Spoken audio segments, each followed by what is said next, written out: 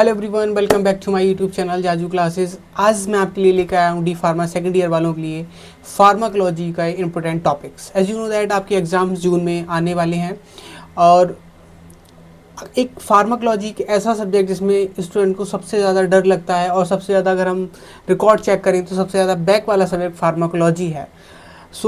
सबसे पहले हम फार्माकोलॉजी में चैप्टर वाइज इंपॉर्टेंट टॉपिक्स को जानेंगे, कौन कौन से टॉपिक्स हैं जो एग्जाम के पॉइंट ऑफ व्यू से काफ़ी इंपॉर्टेंट हैं। Okay, so first of all हम चैप्टर वाइज करेंगे। टोटल 13 यूनिट इस फार्माकोलॉजी में अकॉर्डिंग टू यूपीबीटी सिलेबस हैं।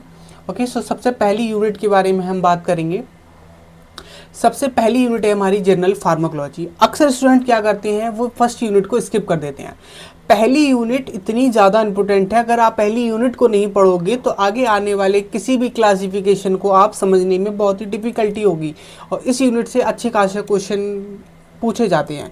सबसे पहले आपको देखो, मैंने हाईलाइट ऑलरेडी कर चुका हूँ मैं सिलेबस में और ये पीडीएफ आपको टेलीग्राम चैनल पे मेरे पे मिल जाएगी। टेलीग्राम चैनल की लिंक वीडियो के डिस्क्रिप्शन में है, आप वहाँ से जाके टेलीग्राम चैनल को ज्वाइन कर सकते हैं। ठीक है, जनरल फार्माकोलॉजी। सबसे पहले तो आपको फार्माकोलॉजी की डेफिनेशन पता होना चाहिए। ठीक है, उसके बाद क्या है, various routes of drug administration, इसके एडवांटेज एंड डिसएडवांटेजेस। काफ़ी इंपॉर्टेंट है ये टॉपिक, इसमें हमें ओरल रूट, एंटायर रूट वगैरह सारे कुछ पढ़ने होते हैं। ठीक है, उसके बाद हमें ड्रग एब्जॉर्प्शन के बारे में पढ़ना है। फैक्टर अफेक्टिंग, कौन कौन से फैक्टर्स हैं जो ड्रग एब्जॉर्प्शन को फैक्टर अफेक्टिंग करते हैं। 5 मिनट का टॉपिक है ये, आप इसको पढ़ेंगे। उसके बाद बायो एबिलिटी पढ़नी है आपको ड्रग की, factor affecting of bio ability. उसके बाद आपको general mechanism of drug action and factor modifying drug action. ये 4 टॉपिक हैं जो तो आपको पढ़ने ही पढ़ने, इसके अलावा पढ़ना सारा कुछ है, लेकिन एग्ज़ाम में अगर आप पास होना चाहते हैं कम टाइम में तो आपको ये टॉपिक करना बहुत ही ज़रूरी है। ओके, सो पहली यूनिट से आपको ये 4 टॉपिक करने हैं। Various route of drug administration काफ़ी इंपॉर्टेंट है, एग्जाम में काफ़ी बार आ चुका है। ओके, सेकेंड यूनिट की बात करेंगे हम, पेरिफेरल नर्वस सिस्टम। ऐसे कौन सी ड्रग हैं जो पेरिफेरल नर्वस सिस्टम पे काम करते हैं। सबसे पहले क्या करना है, हमें कोई भी ड्रग हमें जब पढ़ना है, कोई भी ड्रग की कैटेगरी जब हम पढ़ेंगे तो उसमें देखो उसकी डेफिनेशन। मान लो हम कोलर्जिक ड्रग पढ़ रहे हैं तो हमें कोलर्जिक ड्रग की डेफिनेशन पता होनी चाहिए। कोलर्जिक ड्रग होता क्या है, उसका हमें क्लासिफिकेशन पढ़ना है, फार्माकोलॉजिकल एक्शन पढ़ना है कि जो ड्रग हम जो ले रहे हैं वो बॉडी के साथ क्या एक्शन शो कर रहा है, डोजेस फॉर्म पढ़नी है, इंडिकेशन पढ़नी है, कॉन्ट्राइंडिकेशन पढ़नी है। 1 2 3 4 5 6 टॉपिक्स हर ड्रग के बारे में पढ़ना है। चाहे क्वेश्चन लॉन्ग में आए चाहे क्वेश्चन शॉर्ट में आए, आपको ये 5 हेडिंग डाल के आनी है, वरना बैक लगने से आपकी कोई नहीं रोक सकता। ठीक है, अक्सर क्या करते हैं बच्चे 3 नंबर में आया तो क्लासिफिकेशन लिख दिया, डेफिनेशन लिख दिया, हो गया 3 नंबर। टॉपिक सारे लिखने हैं, उनको शॉर्ट फॉर्म में लिखना होता है, ठीक है, तो इसमें देखो हमें कोलर्जिक ड्रग पढ़नी है। हमें पता होना चाहिए कोलर्जिक ड्रग किस पे काम करता है, पेरिफेरल नर्वस सिस्टम पे काम करता है। Allergic drug neuromuscular blocking agent काफ़ी इंपॉर्टेंट है। Drugs use in myasthenia gravis, और ये तो very very very very very very important है, non steroidal anti inflammatory drugs. ये तो आपको छोड़ के जानी ही नहीं है एग्जाम के पॉइंट ऑफ व्यू से। 100% आपको पेपर में या तो शॉर्ट में या लॉन्ग में या एमसीक्यू में जरूर मिलेगी। ओके, अब हम आते हैं थर्ड यूनिट पर। थर्ड यूनिट हमारी आँख की है, आइज़ की। इस पर हमें पढ़ना है drugs used in glaucoma. I repeat, पढ़ना सारा कुछ है, लेकिन मैं जो टॉपिक बता रहा हूँ वो पास होने के लिए इंपॉर्टेंट है। अगर आपके पास सबसे पहले हमें यही टॉपिक पढ़ने, उसके बाद अगर पास टाइम बचता है तो हमें पढ़ना सारा कुछ है, drugs used in glaucoma. Okay, फिर हमें पढ़ना है सेंट्रल नर्वस सिस्टम। पिछले हमने सेकेंड यूनिट में क्या पढ़ा, पेरिफेरल नर्वस सिस्टम। इसमें हम क्या पढ़ेंगे, central nervous system. Central nervous system में हमारा माइंड, ब्रेन और स्पाइनल कॉर्ड आते हैं सेंट्रल नर्वस सिस्टम के अंदर। जनरल एनेस्थीसिया पढ़ना है, बहुत इंपॉर्टेंट है। न्यू टॉपिक्स ड्रग पढ़ने हैं, सेंट्रली एक्टिंग मसल्स रिलैक्टेंट, ये 3 हमें पढ़ने हैं और तीनों ही काफ़ी इंपॉर्टेंट है। कहीं ना कहीं आपको एग्जाम में या शॉर्ट में या लॉन्ग में ज़रूर मिलेंगे। इसके बाद हम बात करते हैं drugs acting on cardiovascular system. Cardiovascular system as you know very well, heart का जो सिस्टम है, हमारे हार्ट का पंपिंग वगैरह होना वो सारा, और इसमें जो anti hypertensive drugs very important है। मैंने जो हाईलाइट करे हैं पॉइंट वो एग्जाम में आपको 100% मिलेंगे, ये मेरी गारंटी है। कॉन्जेस्टिव हार्ट फेलियर, ये दोनों टॉपिक आपको पढ़ने हैं, काफ़ी इंपॉर्टेंट है एग्जाम के पॉइंट ऑफ व्यू से। सबसे पहले आप ये दोनों टॉपिक पढ़ेंगे इसमें, उसके बाद ही आप कहीं जाएंगे। इन दोनों टॉपिक के पढ़ेंगे क्या क्या, डेफिनेशन पढ़ेंगे, क्लासिफिकेशन पढ़ेंगे, pharmacological action, dose, indication, contraindication. Dose according to me यार किसी को याद तो हो नहीं सकती डोज हमें एक्यूरेट मतलब याद करना बहुत ही मुश्किल होता है कि इतनी सारी कैटेगरी है, तो डोज हमें कहीं ना कहीं कैलकुलेट करके वहीं की वहीं लिखनी होती है, तो इसका थोड़ा सा ध्यान रखेंगे। आप सोचें भैया कि मैं इतनी सारी डोजेस कैसे रटूं, तो ऐसा कुछ प्रेशर लेने की ज़रूरत नहीं है। आपका क्लासिफिकेशन, डेफिनेशन, हाँ ऐसा नहीं होना चाहिए कि हम बात अगर एंटी हाइपरटेंसिव ड्रग की कर रहे हैं तो आप उस पर लिख रहे हैं कि ये पेरिफेरल नर्वस सिस्टम में काम करता है। इतनी मतलब बकवास नहीं लिखनी है, वरना बैक तो लगा ही देगा एग्जामिनर।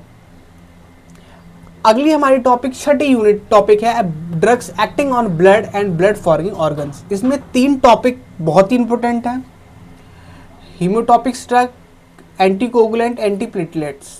ये आपको आगे भी काम आएगा, ऐसा नहीं है, ये नॉलेज आपकी आगे भी, अगर आप किसी भी फार्मास्यूटिकल कंपनी में काम करने जाएंगे या आप खुद का अपना मेडिकल भी खोलेंगे तो वहाँ पे काम आएगा। आई रिपीट, चीज़ें हमें सारी करनी है, classification, pharmacological action, dose, indication, contraindication. 5 minute में कॉन्ट्राइंडिकेशन, इंडिकेशन, डोजेस फॉर्म सारी याद हो जाती है। क्लासिफिकेशन याद करने में थोड़ी सी डिफिकल्टी होती है, लेकिन टाइम भी तो है ना, थोड़ा बहुत पढ़ोगे यार।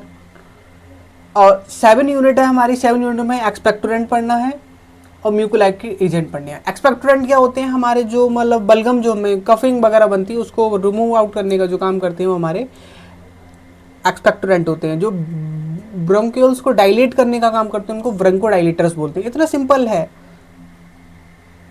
Drugs acting on gastrointestinal, anti ulcer, आपने देखा होगा पेट में अल्सर वगैरह हो जाते हैं, आपको एंटी अल्सर ड्रग्स पढ़नी, इतना तो आप पहचान ही लोगे ना कि एंटी अल्सर ड्रग है, तो गैस्ट्रोइंटेस्टाइनल ट्रैक्ट की बात हो रही है, ये भी इंपॉर्टेंट है काफ़ी।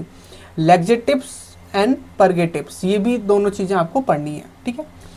Drugs acting on 9 number unit को आप स्टार कर लीजिए, 9 नंबर यूनिट को आप स्टार कर लीजिए। डायूरेटिक्स, एंटी डायूरेटिक्स, इतनी एग्जामिनर का फेवरेट टॉपिक है ये। डायूरेटिक्स, एंटी डायूरेटिक्स पेपर में अगर ना आए तो उसको बोल ही नहीं सकते ये फार्माकोलॉजी का पेपर है। आपने diuretics, anti diuretics, pharmaceutical chemistry first year पढ़ी होंगी, आप वही क्लासिफिकेशन शेप इधर भी चिपका सकते हैं। अगर आपको नहीं आता तो आप ये क्लासिफिकेशन भी पढ़ सकते हैं, लेकिन 9 नंबर यूनिट से आप मान के चलिए विदिन 5 नंबर का पेपर फार्माकोलॉजी में आएगा। 5 नंबर का पेपर क्या हो रहा है यार, 5 नंबर इसमें से आपको 100% मिलेंगे। 5 नंबर की यूनिट आपकी, या अगर आपका अगर नसीब अच्छा हुआ तो डायूरेटिक्स लॉन्ग में भी आ सकते हैं। डायूरेटिक्स, एंटी हाइपरटेंसिव ड्रग्स काफ़ी इंपॉर्टेंट है। 10 नंबर यूनिट में हम आएंगे। 10 नंबर यूनिट में हमें हार्मोन्स के बारे में पढ़ना है, ठीक है। हार्मोन्स कौन कौन से हमारे मतलब जो मेनली आपको पढ़ने हैं, एक तो आपको पढ़ना है थायराइड हार्मोन्स, ठीक है। उसके बाद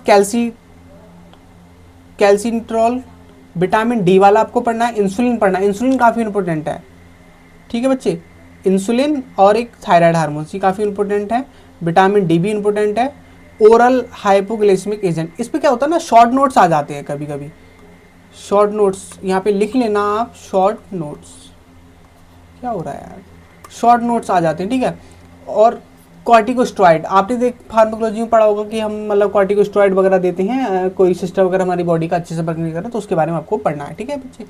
उसके बाद ऑटोकाइड्स 5HT, इस पर मतलब शॉर्ट नोट्स आते हैं, इसमें कुछ खास नहीं है, आप शॉर्ट नोट्स के हिसाब से इसको पढ़ के जाएंगे।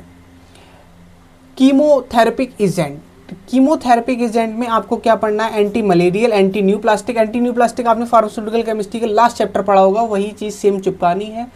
अगर आपने फार्मास्यूटिकल केमिस्ट्री फर्स्ट ईयर की अच्छे से पढ़ी है तो 50% सिलेबस आपका फार्माकोलॉजी में तो वैसे ही कवर हो गया।